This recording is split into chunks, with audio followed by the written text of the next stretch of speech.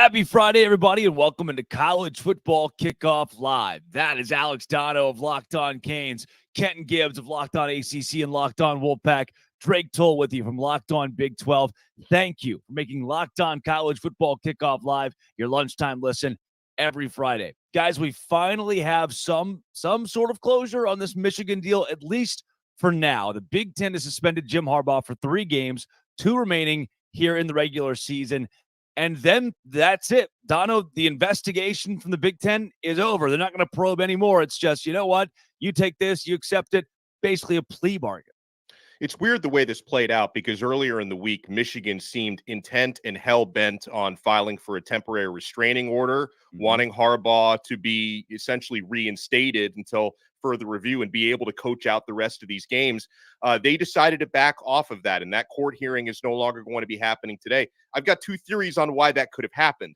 Number one is you take it at face value, because I can definitely see the argument from the Michigan side that accepting the penalty from the Big Ten, the NCAA investigation, I should note, is still ongoing. But as far as the conference goes, this, I know it's tough to be without your head coach for these final 3+ games, but understanding the situation, it could be a lot worse than this. And by accepting this penalty, Drake and Kenton, Michigan takes some of that distraction away from their student athletes, because they do have a team that is on the cusp of competing for a national championship. And the idea that you're continuing to fight this in court and fight it in and out of the public eye maybe could take some of the focus away from your team heading into a probable college football playoff appearance. So if you take it at face value, it's that.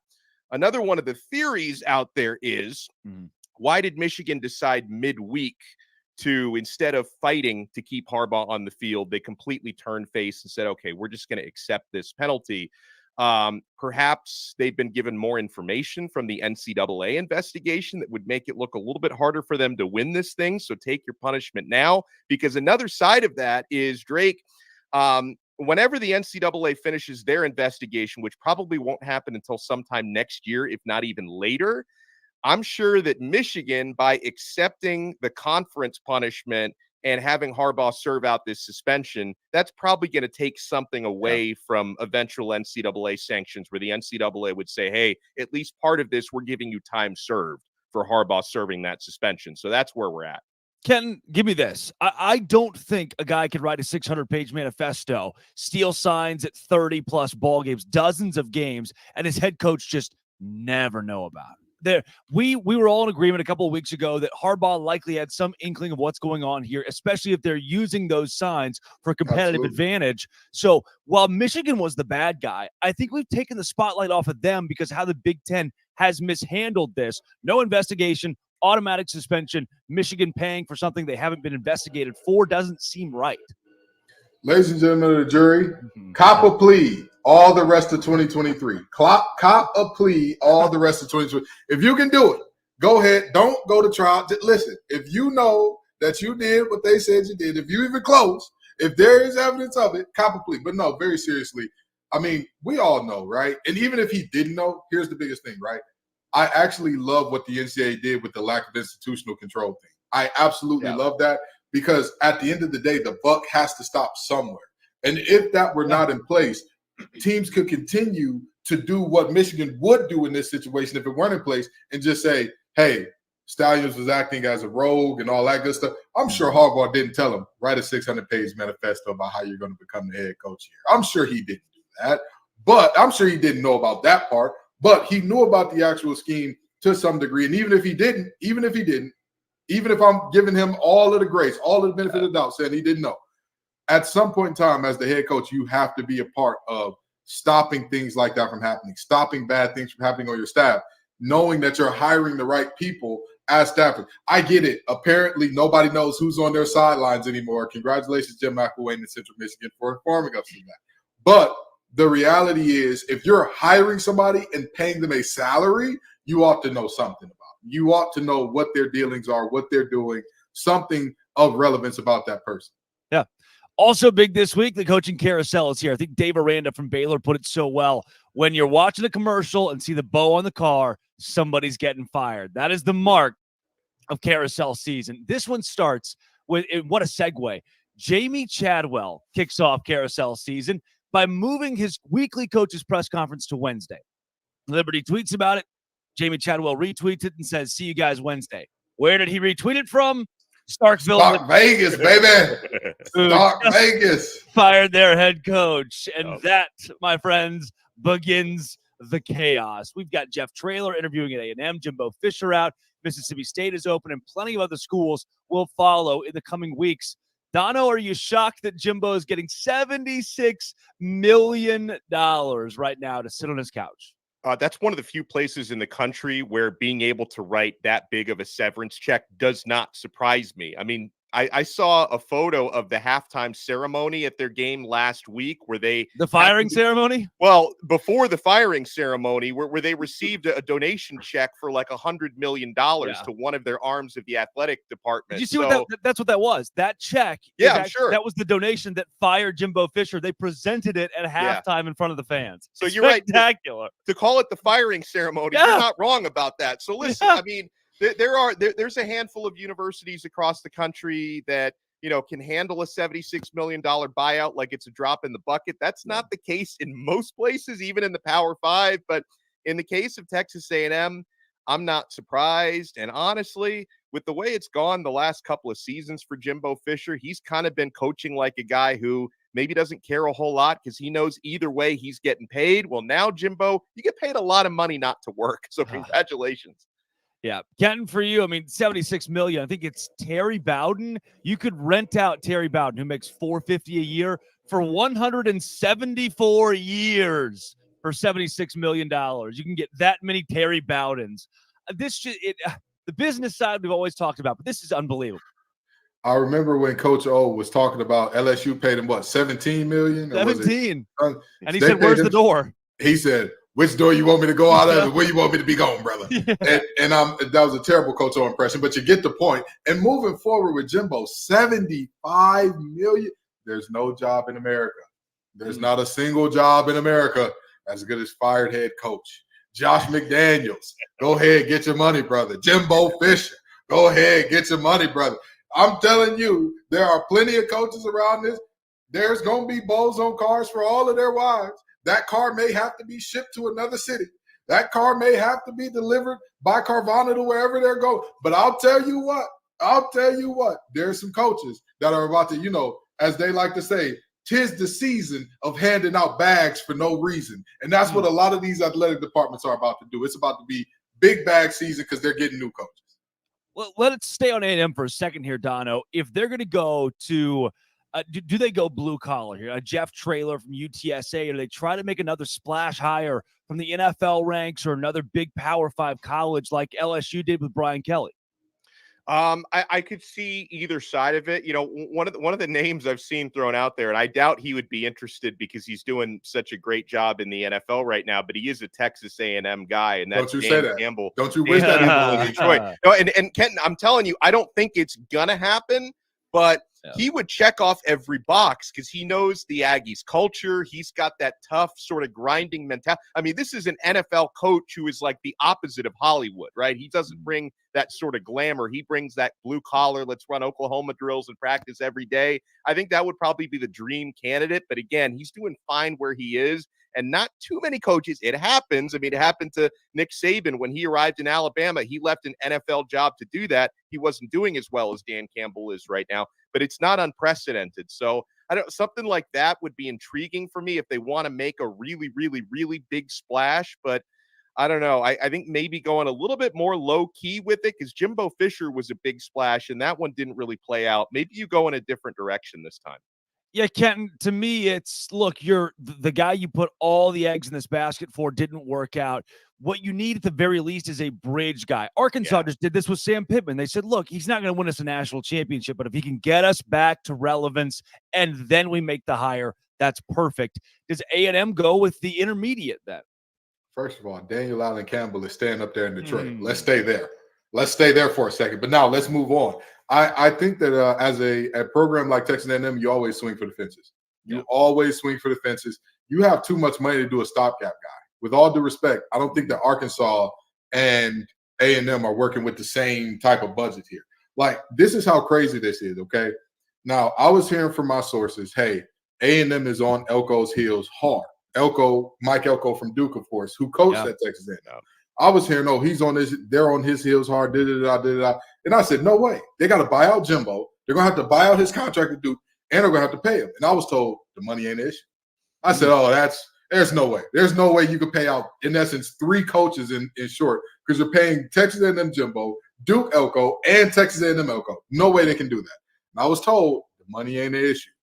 Next thing you know, you look up and you say, okay, so now the only issue that would be a very clear path for one of the best and rising coaches in the NCAA is whether or not he wants to go from Duke to where if he continues on the path he's on, they'll rename Wallace Wade Mike Elko Stadium. They'll build a statue for him. They'll give him all the good things. Or do you want to go to the pressure cooker where 3 8-win seasons back-to-back? My brother in Christ, get ready to get served a severance package that you've never been served before. So, I mean, and that's just one coach. That's just one possibility of a home run hire. But even if we're not talking about guys in the NFL and all that, how many coaches would turn down the actual Texas A&M bag that they're coming with? I can't see a world where too many do. Well, guys, let's turn it from the off-the-field stuff from Michigan and the coaching carousel to on the field this week with our biggest game of the week. How about Washington facing a tough and unexpectedly tough Oregon State team? I don't know if anybody expected them to be top 10 good, but here they are at home with a chance to upset the Huskies. Let's talk to Locked On Huskies host Roman Thomasoff.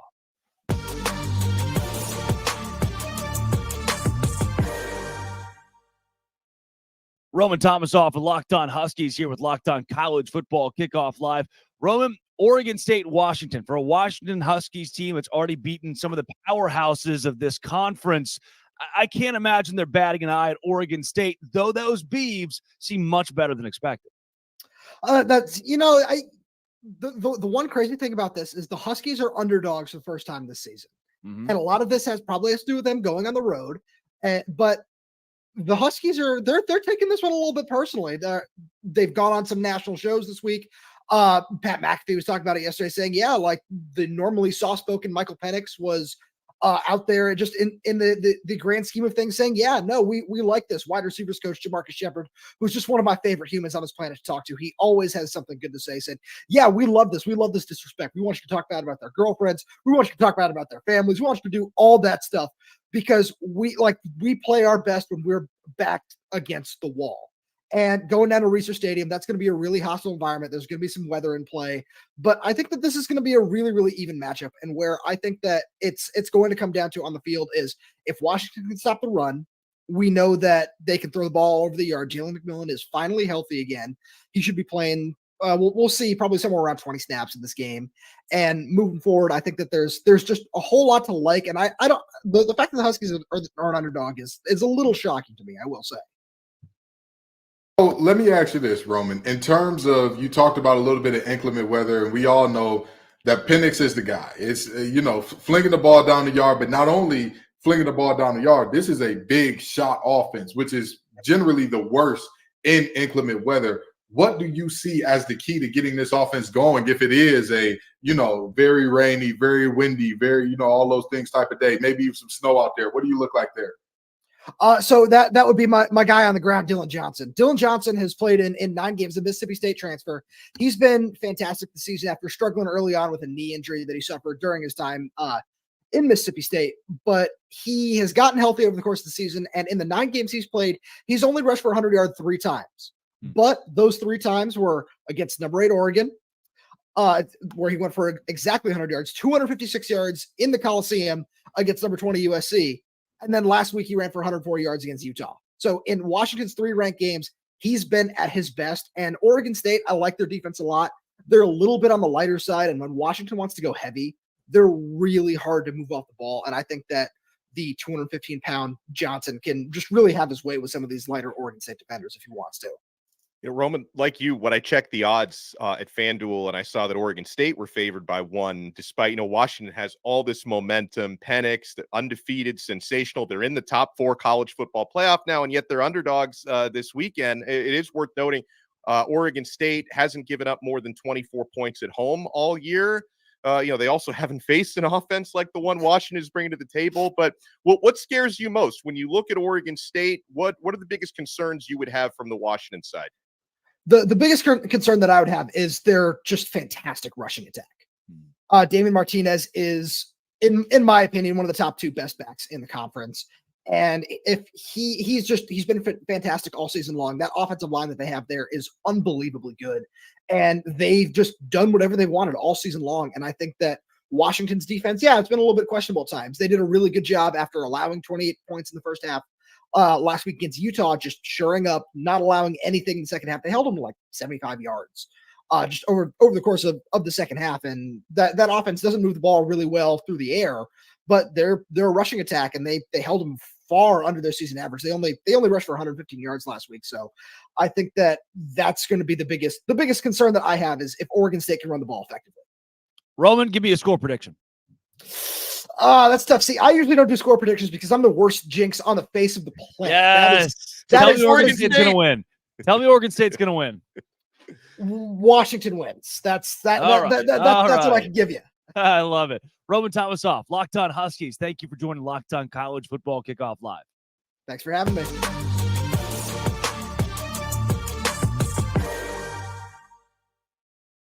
Guys, Prize Picks is the largest daily fantasy sports platform in North America. The easiest and most exciting way to play DFS, because it's just you against the numbers. Instead of battling thousands of other players, including pros and sharks, you just pick more or less than on 2 to 6 player stat projections, and you watch the winnings roll in. Guys, this is the most fun I've ever had, winning up to 25 times my money on game day. And what I love is you're into football, you're also into basketball, maybe you're into hockey. You can go cross sport and cross league with your selections. You select 2 to 6 players, doesn't matter what sport or what league they're playing in, and you can turn $10 into $250 with just a couple of clicks. And here's what I love most about Prize Picks. They offer a reboot policy, so that your entries stay in play even if one of your players gets injured. For football and basketball games, if you have a player who exits the game in the first half and does not return in the second, that player is rebooted.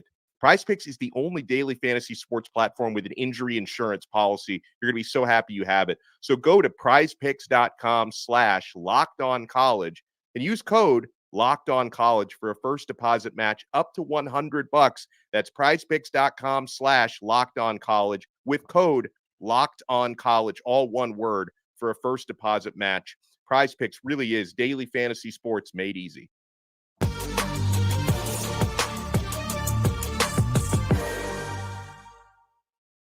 It's the segment that we've all been waiting for. Some of the best bets this week come from the sneakiest. It is time for Sell Me Why. I'm back. The BYU Cougars play host to the reeling Oklahoma Sooners tomorrow at noon Eastern. Cougs are 24.5-point underdogs at home for a BYU team that seemed so promising a few weeks ago. Here is Jake Hatch of Locked On BYU to sell us why the Cougars cover 24.5. The reason why BYU can cover their spread against the Oklahoma Sooners is simply put, BYU cannot have played much worse over the past 2 weeks. I'm expecting a pride factor to pop up for BYU at minimum when they take on the Sooners at Lavelle Edwards Stadium. The other thing about it is senior day. A lot of guys who are playing potentially their final game in a BYU uniform, and they want to go out on top if at all possible, and more importantly, just have a good performance overall. The Cougars' offense is absolutely ground to a halt over the past 5 games or so. They need to find a way to generate some offense. Well, a simple way to do that is to take care of the football, not find yourself behind the 8 ball before the game really begins. And also on defense, force turnovers, give that offense short fields. The big success for BYU this season has come when they have forced multiple turnovers and have cashed those in for touchdowns. If they want to keep this a game against the Oklahoma Sooners, they're going to have to do just that. Find a way to get the run game going. Hope that Jake Retzlaff, their starting quarterback, can find a way to really get his passing ability going as well. We'll see how it all shakes out on Saturday morning as BYU takes on Oklahoma. Guys, I know we've gotten into more of a commentary on how the hosts approach Sell Me Why. There have been those little tells where you hear maybe the host isn't sold. And a lot of this is, can they show us? Can this guy step up? Can this happen? And not, here's what will happen. Here's where BYU does have the edge. Dono, 24.5's a lot. That's why I stay in and out on this one. But as far as being sold, I'm not in either direction.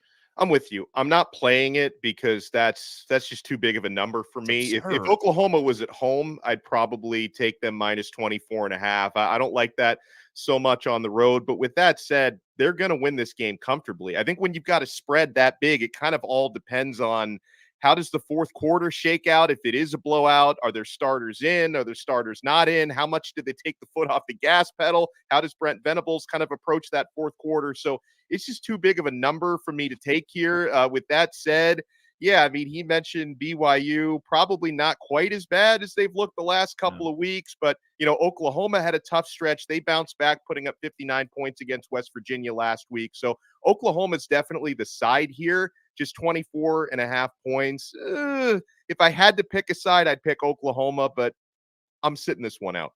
Yeah, Kenton, a conference game between one team in Oklahoma that has had a rough few weeks and then a BYU squad that's a game away from being bowl eligible, and they're at home. I balk at 24.5 in almost any conference game.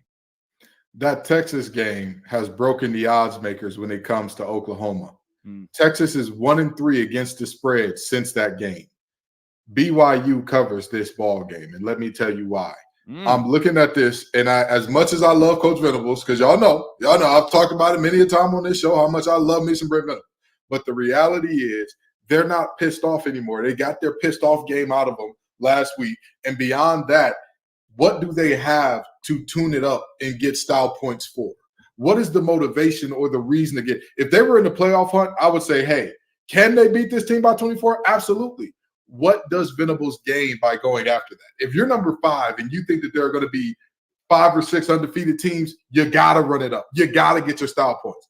But the reality is he gains nothing. Y'all are probably going to be on the cusp of a New Year's Six bowl, maybe just on the outside looking in to still get a good bowl game, regardless if you win this game by 10, you win this game by 17, you win this game by 24, and he's not going to risk injury in order to get that, hey, make Vegas happy type deal. So I think the BYU covers here. I talked about this game a little bit on Locked On Big 12 this week, and for me, the injuries for BYU at key positions make this a tough game to sell me why they can cover. But for Oklahoma, again, I turn back to the point spread being so large. It's not a matter of can Oklahoma win this game and win it by a lot. The answer is yes. But even if they win 38-21, they still didn't cover by a touchdown, more than a touchdown. So with that, I can't trust it. I'm not sold on BYU.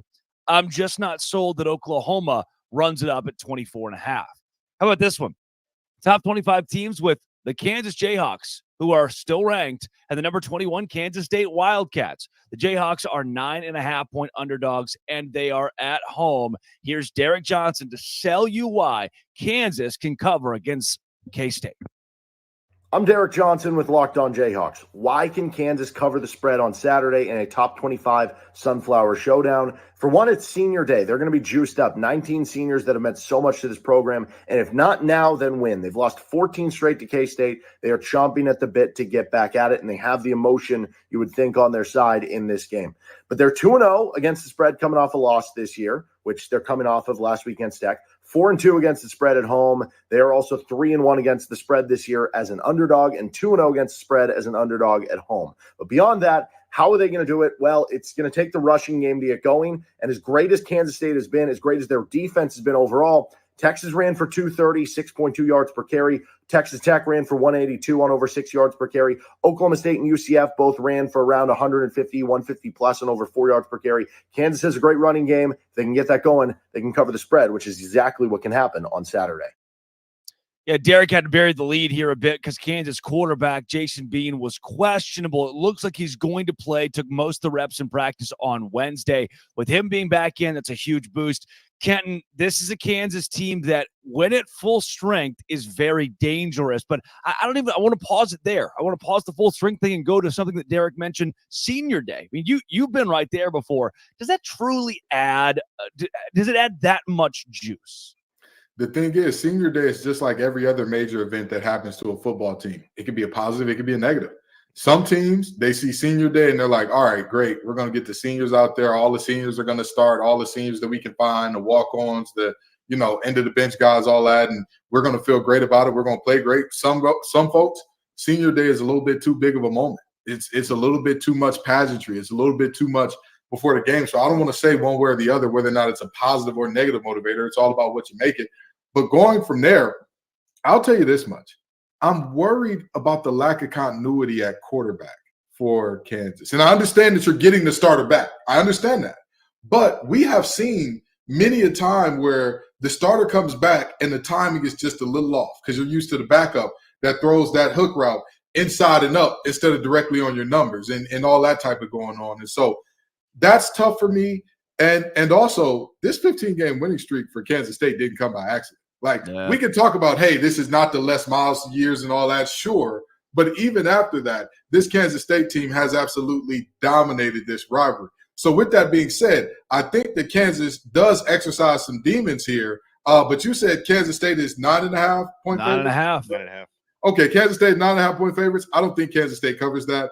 So I have been effectively sold on why Kansas will get this done. I apologize for mentioning the quarterback there, but I think they'll get it done. You did. You gave me every reason to not trust Kansas and then gave me Kansas plus 9.5. Donna, what do you got on this one? Yeah, you know me, Drake. I like to approach these "Sell Me Why" segments as if I'm a juror and I'm like hearing an argument in court. And I thought that was an excellent "Sell Me Why." So some of the preconceived notions that I had about Kansas State winning 14 straight times in this rivalry, but being such big favorites on all these home dogs, and I know there's one in the ACC we're going to talk about as well, but all these big home dogs around college football is making my head spin a little bit.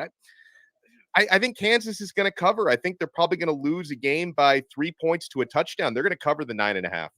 Yeah, for me, having watched this Kansas State team the last couple of weeks mow through Big 12 competition, even that Texas game, as close as it was, I think they've hit their stride. They beat Baylor last week by 34 points. They're in a position to make another statement this week as they try to get to the Big 12 championship. And guys, something we can unpack later on. I don't know if you saw this. The Big 12 changed its rules this week. The Big 12 had in the rule book, if there is a tie at the top of the conference with 3 teams, your quality of record, basically your record against common opponents, is what sends you to the Big 12 championship game. Kansas State was gearing up to go to that game, and guess what happened? The Big 12 changed the rules in the middle of the week and said, no, sir, it's going to go by head-to-head, which should have been in place to begin with. Now, Oklahoma State is in the Big 12 championship. In a matter of 48 hours, it was ripped from the Wildcats with 2 weeks to go. They've got a lot to play for, and for that, I'll give them 9.5 points. They win it by 10. 34-24 in Lawrence. This one, though, we'll go to the ACC where you guys live. Number 20 North Carolina Tar Heels traveling to Death Valley to take on the unranked Clemson Tigers. Isaac Shade of Locked On Tar Heels is here to sell us why. They will cover 7.5. They're underdogs. Hey there, it's Isaac Shade, the host of Locked On Tar Heels, and I'm here to sell you why North Carolina is going to cover the 6.5 point spread at Clemson on Saturday. 4 words for you: Drake May, Omarion Hampton, the leaders of the nation's 3rd most prolific offense. Now, to be fair, Clemson is the best defense Carolina is going to see all season. And last year, they held Drake May in check and have only improved since then. But guess what? So has North Carolina's potent offense, and most importantly so, because they can now play complementary football that comes in the form of running back Omarion Hampton. Last year, Clemson could sell out to stop the pass, but not so anymore because Carolina boasts the nation's 2nd leading rusher to go alongside everything that Drake May does so well. Hampton is a powerful between the tackles runner that gets better as the game goes on, aging like a fine wine. Don't believe me? Ask Dono over there. He's seen it up close and personal. All right, Dono, let's ask you. He didn't sell me though. As good of a job that Isaac did. Clemson looks like a completely different team ever since Tyler from Spartanburg called out Dabo Sweeney. Clemson's at home in this game, and North Carolina did beat Miami, so Isaac has that to hold over me for another year, but I just can't trust a team that gave up 46 points to Georgia Tech and expect them to go into Death Valley against a Clemson team that's playing well and cover. I don't think North Carolina's going to win outright, but I don't think they cover either. I think Clemson wins this game by 10 points. Kenton, this North Carolina team frustrates me so much because they lost to Virginia at home and Georgia Tech And yeah, I mean, they have every opportunity to be 10-0 right now. They should be undefeated and in the conversation for college football playoff. When it matters the most, they pee down their leg. I don't see why that doesn't happen again this week. First of all, nobody gets to outsing my sweet prince, Drake C. Toll. Nobody he does did that. a hell of a job. He did a hell of a. You tried. He's a worship pastor. It's not even fair. It's not a fair fight. And then to be nasty and throw shade at the Italian betting guy on this show. No, commercial guy.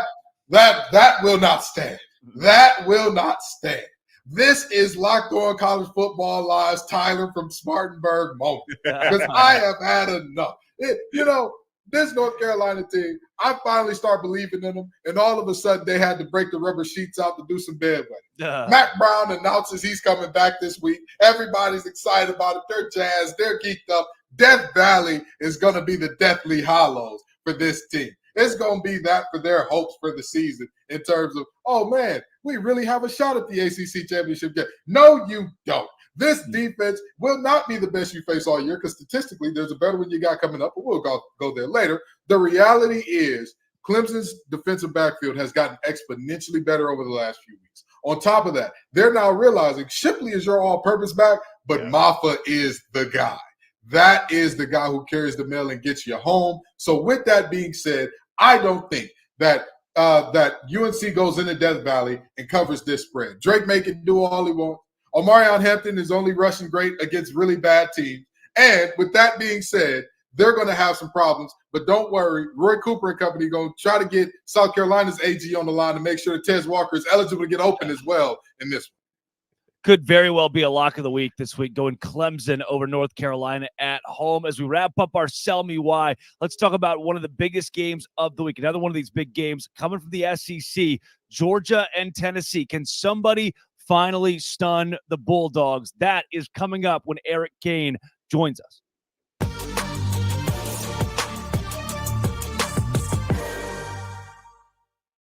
Now for your game changer of the week, brought to you by Athletic Brewing Company. I'm going to put the focus on Washington. We talked about them earlier. The Huskies have momentum. They're in the top 4. They've got a Heisman candidate playing quarterback for them, but they didn't have long to enjoy that top 4 in the college football playoff because they've got a tough matchup against Oregon State. So much like the Huskies, Athletic Brewing has completely changed the non-alcoholic beer game. They make non-alcoholic beers that actually taste good.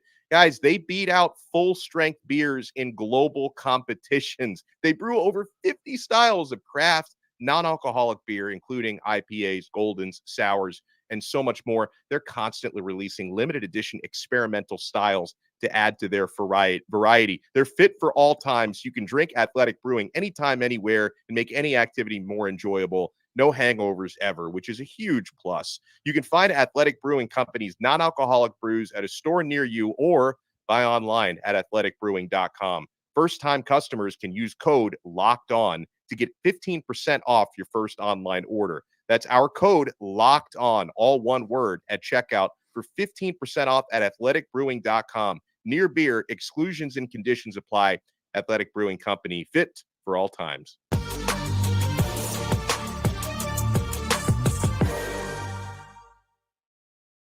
Eric Kane of Locked On Vols with us here on Locked On College Football Kickoff Live.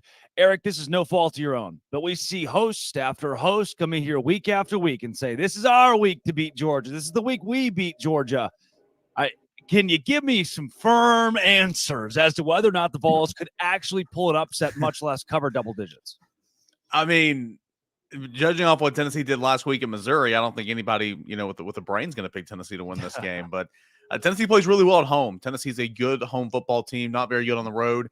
It's won 14 straight at Neyland Stadium, won some big-time football games in a bunch of different ways this year because the offense has been less explosive and you've had tons of injuries on the offense side of the football. So it's a good team playing at home. Georgia, really, you had 2 true road games this season. One was at Vanderbilt. That didn't count. The other was at Auburn, where it struggled, won 27-20, and allowed Auburn to run over 200 yards against Georgia. And Tennessee's a great running football team. And so, you can look at it from that angle. We'll see what happens. But I feel like the juice for this game has kind of been – the air for this game's kind of been deflated a little bit just based off Tennessee's performance against Missouri last weekend. Well, Missouri is a team that I'm very high on, but I was expecting a better performance out of Tennessee last week. Do you think that revenge factor, that anger, that, hey, we're pissed off that we didn't put our best on tape, do you think that helps this team that even if they can't win, just cover in this game? Yeah, we'll see. I mean, I would think so. I mean, Tennessee under Josh Heupel, Tennessee is like, I think 8-2 after losses or something, or 8-1 after losses, whatever it is. They've been really good after losses. And again, what we saw from Tennessee last weekend was, I mean, that's not Tennessee. I don't know what that was. Yeah. I mean, I'm not trying to say Tennessee is a college football top 4 team, but I mean, it wasn't that team that just no-showed. I mean, it was offense, it was defense. I mean, you had one play offensively, and that was it. And then everything else was just horrible. So it's a team that gets motivated after a loss. Again, coming home to play your first SEC game in 5 weeks. So I think that's going to be exciting to get back in front of playing the home crowd and all that. Tennessee responds well under Josh Heupel off losses. And again, I mean, Georgia's a good team. Georgia's gotten better and better, in my opinion, every single week. It's gotten healthy. It's dangerous right now, but Tennessee's just a different ball club at home, and the lack of a true road environment, I think, is going to hurt Georgia a little bit, at least in terms of allowing Tennessee to potentially cover, like you said. Yeah, you talked about some of the juice being taken out of this matchup, not only with how Tennessee played last week, but, you know, with the SEC championship game already having been locked in. There are no conference title implications in this one. But I'm curious for more on the home environment and what you are expecting there, because Tennessee, they're unbeaten at home. They haven't lost there in a long time. Dolly Parton's going to be at the game. So I don't know. I don't know. Is the Dolly factor? Y'all got some tickets available? Hold on. Yeah, probably not. Oh. Hey, everybody's fired up for Dolly. All right, Dolly is the queen. She doesn't come around often, especially to Rocky Top, but when she does, you roll out the red carpet and everything. So it's going to be fun. I hope that there's something in the works for her to get out there with the Pride of the Southland marching band and sing Rocky Top. I think that'd be amazing. You know, I would imagine she's here for a reason. So maybe that gets people fired up. But nah, if she's in the house, you've got to put on a good showing because she's the queen. I love it. She's got the Dolly Magic coming this weekend. Eric, unabridged, I know you've probably over the course of the week talked yourself into where Tennessee can win this game because it's an SEC matchup. Any given Saturday, it's possible. If you had to pick it right now, do you have enough confidence to say the Vols will win? No. No, I don't. And honest man, good man. I mean, I call it like I see it. And in fact, I've called Tennessee to win every single game this year so far until this week. And you just can't trust Tennessee right now. Even though I do believe that they're a better team at home. I do believe it's a good running football team. But in the 3 losses this year, Tennessee's run game just not shown up.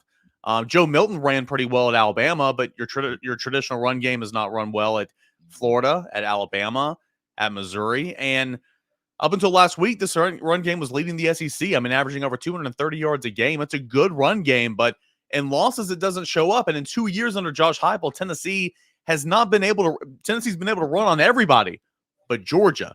Tennessee just can't run on Georgia the first 2 years under Josh Heupel. So we'll see if that trend can kind of alter here in 2023.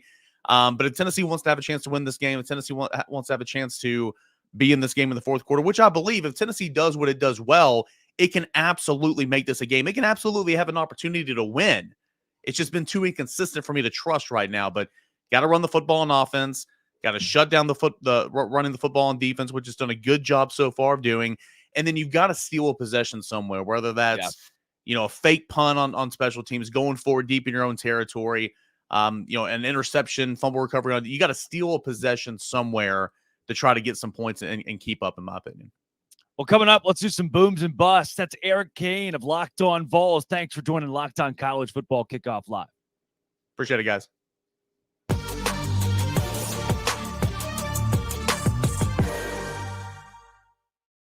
All right, fellas, let's do some booms and busts. I'm going to start because I bury my own lead here. I usually have you guys go, and then I'd fall in place. James Franklin and Drew Aller and all these guys, because we keep going through the whole, Penn State's college football playoff material, and, they're going to win the big game. You know what it's starting to remind me of? You ready for this? What if James Franklin is just Big Ten Mark Richt? What if he's just that guy that goes 9-3, 10-2, get you to an upper tier bowl game, sometimes a New Year's Six bowl, and at some point, you hit the break and you say, we don't need a 9-3 head coach. We need a national championship head coach. Georgia decided that, and they went on to win a couple of national championships. My bust this week is Penn State, and I'm starting to ask, is James Franklin Mark Richt? Dono, I see you're nodding. Are you falling in line with that? Well, I am, and it's funny you bring up Penn State as your bust because I'm Mr. Positivity on the show because I have Michigan as a boom. But obviously, everything you said is accurate.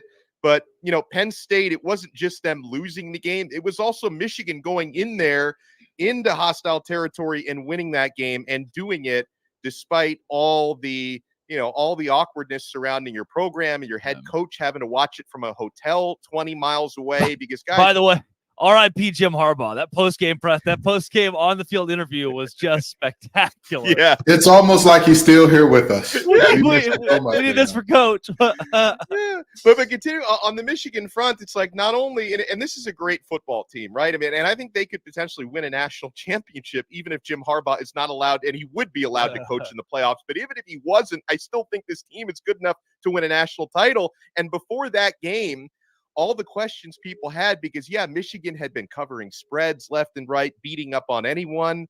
They hadn't really faced a real opponent until they went in to face Penn State, and they passed that test with flying colors. So Michigan is a boom for me. And I've got a bust as well because, I was pretty hyped a couple weeks ago about Oklahoma State, and they're ranked number 15 in the country. They go down to Central Florida, which, the same program that in 2017 had a parade for a national championship because one rogue poll had them ranked number 1. They go into Central Florida. They didn't just get beaten Oklahoma State. They got blown out 45-3 by UCF. That's my bust of the week. Yeah, pretty good one. I can see that. Kent, let's go to you. Well, first of all, Drake, I 1,000% agree with you about James Franklin. It's the old Cat Williams joke. A 300C looks like a phantom until an actual phantom pulls up. It's the exact same thing with Penn State. They look like a playoff team until an actual playoff team comes around, and it's like, that's what a playoff team is like. We are not there. We are not there yet, my brothers and sisters, friends in Christ. But my boom of the week, my very first one, I've been riding with him all along. Oh, we're that's still it. riding. We That's stand on business, Josh. We stand on business. Eli Drinkwitz and the Missouri Tigers. I'm sorry, Mr. Kane. I love the fact that Tennessee showed up on today's episode. I held the sign down for long enough. But darn it, I'll tell you what. People talk about Eli Drinkwitz immediately scurrying away after saying he stands on business. Well, guess what? He stands on business. He walks on business. He runs on business. He'll throw on business if he got to because Eli Drinkwitz is a man of business. It's so, Ken, if I come up to you at the corner bar and say something about your mama and then immediately run away, what does that say about me? Because that's what Eli Drinkwitz did. Well, I think it's a little different because it's like if you beat me up and said something, then immediately ran it because they won the game. I can understand if it's like, this is before the game. He's like, hey, we stand on business. And then he runs away. But like, he won the game. They stood on business. Business was, in fact, stood on before he said we stand on business. So if you knock me out, say something about my mom and then run away, you could just be ducking the feds. That's what that is there. But anyway, my bust of the week. There are so many teams that were so disappointing this last week. And I'm sorry to say this. Dono, I love you. And I defended your honor against Isaac. TVD. Every single Miami game recently seems to end with a Tyler Van Dyke interception. What under God's green earth is going on over there? The minute Emory Williams went down, I said to myself, this game's going to end with Tyler Van Dyke throwing the interception. Not only is it going to end with him throwing the interception, it's going to end with him throwing the bad interception. And Donald, I'm sorry, I see the little one coming in and creeping in the picture. I don't want him to hear this type of nonsense. He's a huge TVD fan. That's why he had to come in. That you're disrespecting Van Dyke. Listen, tell him to not set himself up to get his heart broke this young because immediately when I watched that last play of the game, you have Restrepo on the out route, wide open. Well, not wide open, but he's college open enough to where you hit him. That's your guy. He's your best friend. He's your roommate. And what does TVD do instead? Let me pull the ball down. Let me look over the middle. Let me throw late. Let me throw lob. Let me throw it over the middle. The 3 rules of quarterback play that you don't violate. And I'm a defensive tackle, and I know that.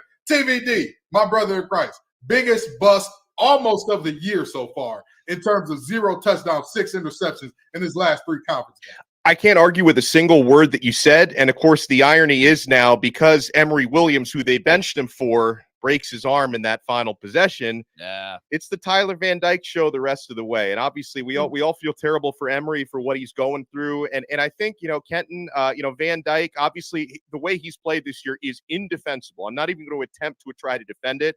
I'm just hoping that he can find a little clarity, because it seems to me like he put way too much pressure on himself to try and live up to the NFL draft stock that some people thought he had heading into this year. Right, He's been pressing a lot of throws. He's been really avoiding checkdowns. He's allergic to checkdowns, and he's thrown a ton of interceptions, 12 on the season, including a stretch where he's thrown 11 in his last 5 appearances. It's just absolutely horrific. So hopefully he can find some kind of clarity, because Miami's matching up against Louisville on Saturday, which is a game where I think it's pretty evenly matched in most areas, and Miami is at home on senior day. But the variable is, can they take care of the football? Because Jack Plummer at Louisville has done an excellent job doing just that. Tyler Van Dyke has been the opposite of someone who takes care of the football. Yeah. Guys, I've got 2 busts this week. My second bust, I had poison ivy this week, so I'm already pessimistic. Like 4 medications and a steroid, which I can still not dunk a basketball. But how does an adult man get poison ivy, you ask? Great question. So in my Waller, I have decided I am done with the Big 12. I will, in spite of the Big 12, I will keep hosting Locked On Big 12. But they have these rules set in place. What a bust for Brett Yormark. They have rules set in place that are terrible, that say, hey, look, there's a 3-way tie, which there is right now, Oklahoma State alongside Kansas State and Oklahoma. In the event of a 3-way tie, even though Oklahoma State has beaten Kansas State and Oklahoma, they don't get to go to the Big 12 championship. The reason why is because the rule is written that it's based on your record against common opponents. That doesn't make a lot of sense, right? That shouldn't go above the head-to-head. So the Big 12 comes out this week. They gaslight fans. They say, hey, we're going to clarify this rule. They add an addendum to the rule saying, we didn't change it. We just clarified it and allowed head-to-head to take precedent. Now, look, Kansas State, Oklahoma, if you want to go to the Big 12 championship, beat Oklahoma State. That's the first thing you should do. However, if you're the Big 12, and on Monday, you said Kansas State was going to the Big 12 title game, and then you didn't change the rule, and now Oklahoma State's going to the Big 12 championship game. That's not right. There's something wrong there. The Big 12 is my bust of the week this week, because the SEC wouldn't do that. The Big 10 wouldn't do that. The pressure coming down from those conferences, they wouldn't just change the rules in the middle of the season. Hell, they probably wouldn't have written the rule that poorly in the first place, and it all started when an Oklahoma beat reporter just sent an email to the conference and said, hey, can you help me unpack these very vague rules you have? And the Big 12 said, no, I guess we should probably decide what those mean. And that got us to this point. I don't know if I've ever seen anything like this in college football. That's wild. It's one thing to change rules from year to year. Like a lot of conferences will change the divisional structure. They'll change the tiebreaker structure. We see it happening. It's happened in the ACC this past year. The ACC did make a midseason change, but it's for the rules for next year, right? They changed their scheduling and some of their tiebreaker. To do that within the middle of a season to the point where you're actually switching out a team that plays in your championship game, unfathomable to me. Mm-hmm. Unbelievable. Why? It's flatly shameful. It's 100%. Those young men earned the right, according to your rules, to play in the conference championship. What you wrote. Point blank period. There is no ifs, ands, or buts about it. There is no way around this thing, right? In the words of MJ, too high to get over, too low to get under. This is a situation where the Big 12 seems to be stuck in the middle of a turd sandwich right now, because they look terrible. They look terrible. To change the rules, because let's just be honest, right? You could say, oh, we're clarifying the rules. So if you're clarifying the rules, that should simply add clarity to a picture that is already there. Change it, clarify it, and then if you really want to change it for next year. Yeah. Right? But if you don't do it in the middle of a season. But if we're adding clarity, right, that would be Dono's background being a little blurred. And then all of a sudden, when you add clarity, you can see the U visibly there. You shouldn't see a Seminole sign in the background all of a sudden when you add clarity to Donald's background. You've changed it. You changed the background. You changed the picture which was painted. You changed the rules. And the Big 12 should be so ashamed of themselves, because at the end of the day, regardless of how you feel about either team, regardless of how you feel about the rules, whatever the case may be, the rules are the rules. And to change the rules of engagement in the middle of the event is, what are we doing here? What are we honestly doing here? This is one of the biggest black eyes I've seen on college football in quite some time. And mind you, we're about to talk about a coach who just got fired for sharing signs. 100%. 100%. Guys, let's take it to this week. Our best bets, our big picks. Let's go through all the big games in the top 25. But first, take it to Dono.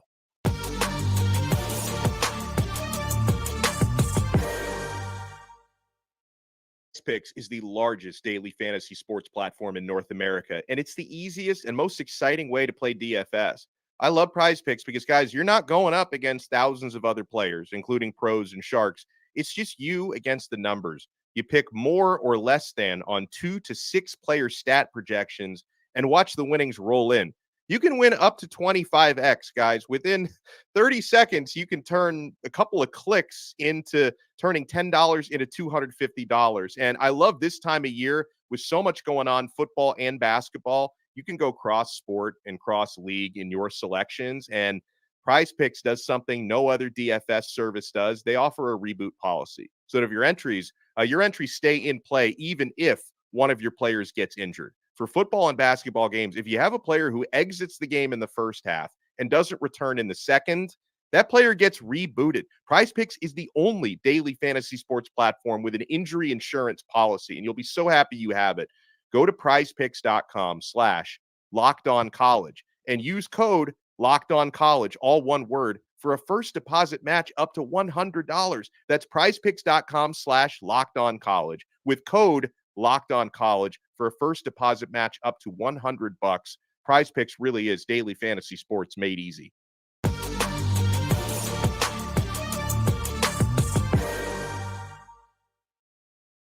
Fellas, before we jump in here to our picks of the week, some breaking news in college football that our producer Brandon Olson relayed in. Michigan has fired linebackers coach Chris Partridge, who apparently was good buddies with Connor Stallions. We just saw the acceptance of the 3-game suspension, and now Kenton, a firm firing here.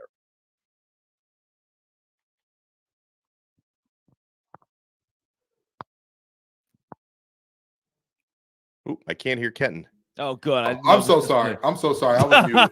We have the moment of demarcation here. That's what's happening. Yes. We have the moment where Michigan is saying, okay, we're going to shed everybody who definitively is indicted or indicated to have been a major player in this sign stealing scheme.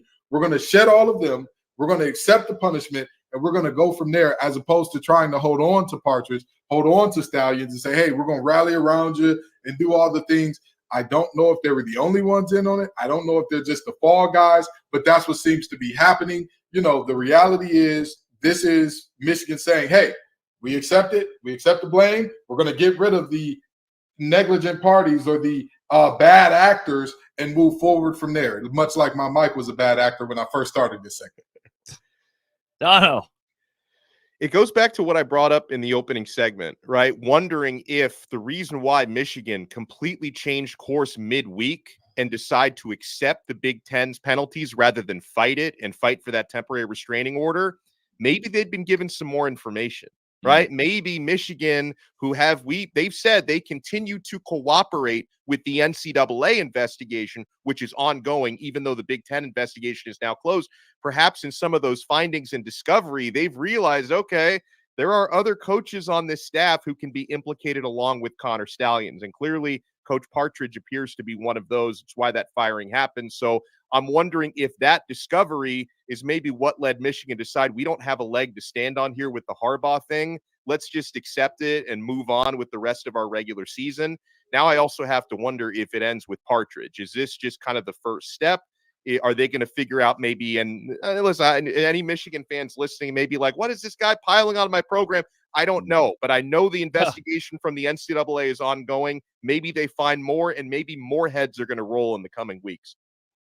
All right, let's turn it to this week in college football with some of our big picks as we now get, again, a little bit more clarity on Michigan. That's a team that should beat Maryland this week they're favored by 19. They should win by that much or more. Go to some of the closer games here, and one that matters really to both of you, Louisville and Miami, 11 a.m., make it noon on ABC this week. Kenton, where do you go? Miami favored by 1 as we sit. WTF. Wrong team favorite. How Miami is a 1-point favorite in this game is beyond me. And I mean that from a ton of standpoints. Don't get me wrong. Miami is not a terrible team. Outside of quarterback play, they're actually a good team, I would say. With that being said, they're not better than Louisville at anything statistically except sacks and time of possession. Rushing And I believe I was just about to say there's one other thing. So rushing defense as well. Those are the three things. I don't see how Miami comes out of this game as a winner when you've got a quarterback who's got the yips in terms of doing 5-yard checkdowns. I don't see how that happens. So I've got Louisville winning this one. And if they win it all, of course, they've covered the 1-point spread there. But I've got Louisville winning this one. I just don't see it for Miami. Dono, you're the Miami guy. Yeah, I'll make the case for Miami. And obviously there is more at stake for Louisville because Miami's basically playing for pride and for a better bowl game. Like Louisville, they can clinch a berth in the ACC championship game if they win. If they win against Miami, they book their ticket to face Florida State in a couple weeks in the ACC title game. They have not been as good when it comes to numbers on the road versus at home. Louisville hasn't. Miami, Kenton outlined the reasons why Miami can absolutely lose this game, and most of that has to do with erratic quarterback play, okay? At the same time, I think there are some very good matchups at the line of scrimmage. I think Miami is capable of stopping Louisville's running game. I look at Miami's defensive coordinator, Lance Guidry, who's now a Broyles Award semifinalist. Yeah. I think that's the guy who can really decide this matchup in a positive way, as long as Tyler Van Dyke on the other side of the football doesn't decide it in a negative way, because Guidry has done a fantastic job canceling out opposing teams' rushing offenses and really being exotic with his coverages and blitzes. So I think if Miami can force Jack Plummer to try to beat them, I think the Hurricanes have a good chance based upon their defense. I think Miami will be able to run the football even against a tough Louisville defensive front. So it comes down to quarterbacking. I have predicted Miami to get a close victory at home, noon game, a lot of humidity, I should say. It's still very hot down here in South Florida on senior day. So I think Miami's going to win probably 24-21, something like that. But it's going to be very close. And I know Kenton has watched a lot of Miami football this year. I'm sure Drake has as well. Anytime you watch Miami, good, bad, or ugly, things are always close and things are always theatric, right? Some weird stuff is going to happen on Saturday. I can see Miami pulling out a close one. All right, quick fire, guys. I'll take Louisville in that one, by the way. Quick fire, Utah, Arizona, Kenton. Give me Utah. I think that defense is too good. I like Arizona. They're a great story. They're a great feel-good story this year. I just don't think they got the horses in the stable to beat Utah. Dono. I'm a huge Jed Fish fan, but I'm with Kenton on Utah. I think Utah's defense, I think they're going to bounce back this week and come away with a nice win. I'm riding the hot hand here. I think Arizona, Jetfish, they do get it done and become a legitimate player early on in the Big 12. Let's go to big game, 2:30, CBS, SEC, Georgia, Tennessee. Donna, we'll keep it with you. Georgia. I think Georgia's going to win, and they're going to win comfortably and extend that 27-game winning streak. I know that, Tennessee, they haven't lost at home this year, but Georgia, they are peaking at the right time. They're back in the number one spot. They're going to roll. Kenton. Hustle and Flow was also based in Tennessee. And as the great CJ once said, whoop that trick. No, I'm just joking. Very seriously, it's not going to go well for Tennessee. Georgia is going to beat the brakes off those boys. Let's take you to Kansas State and Kansas. Sunflower Showdown. This one in Lawrence. And Kenton. Give me Kansas. I got Kansas in a really, really close game. I think Kansas finally breaks that streak. I think they got all the horses in the stable to do it. I think that they're finally ready to have that moment. And they've been up and down and all that good stuff, but I think that this is their moment to finally show, like, hey, we're here. We've arrived. We can do things in this conference. Dono. Going with Kansas State. It's been a one-sided rivalry in their favor. They're going to continue that trend. Give me Kansas State as well. Everybody taking Texas over Iowa State here. Is that right? Just want to make sure. Yes. Iowa State it is. One of us picks Iowa State to beat Texas this week. Wow. Now, our last two games here, I want to give you the college game day pick. James Madison at home against Appalachian State, Dono. I haven't looked at the spread, but I will tell you, Appalachian State is always one of those teams I enjoy watching. I think they're going to pick up a dub. Wow, Kenton. Give me the Dukes. They're pissed off. They've been disrespected by the NCAA. They're undefeated and belong in the New Year's Six bowl game. They're the best team in the state of Virginia right now. That is Fight true. on, Dukes. All right, men. It is 6:30, ABC, the marquee game of the week. It's Washington. It's Oregon State. Kenton, are you going with the Beavs? You know, an eager beaver has been the downfall of many a men, but not these Huskies. They get the job done on the road. I believe in Penix enough. I think that defense can do enough to stop the Pac-12's leading rusher to come out of there with a win. Give me the Huskies. Dono. I feel like something weird's going to happen in Oregon State, and it's weird because like you can't even call it an upset because they're favored, right? I was surprised to see that they're favored. But I just feel like the narrative is set for a letdown with all the hype, and why Washington's had to really earn some close wins this season, going into the road against a tough team and a great running team. The fact that they're now in the college football playoff kind of feels good to be true for them. I think the other shoe is going to drop on Saturday. Beaver tail, I'm tailing Beaver. Oregon State, rat line, they get it done at home. I'm stepping in the poop, and I'm taking them. Give me Oregon State. Do it. Over Washington this week. That is Alex Dono of Locked On Canes, Kenton Gibbs of Locked On ACC and Locked On Wolfpack, Drake Toll with you from Locked On Big 12. Always a good Friday when you're on Locked On College Football Kickoff Live. Thank you for making Locked On College Football Kickoff Live your lunchtime listen every single week. I'll say it again. This has been and always will be Locked On College Football Kickoff Live.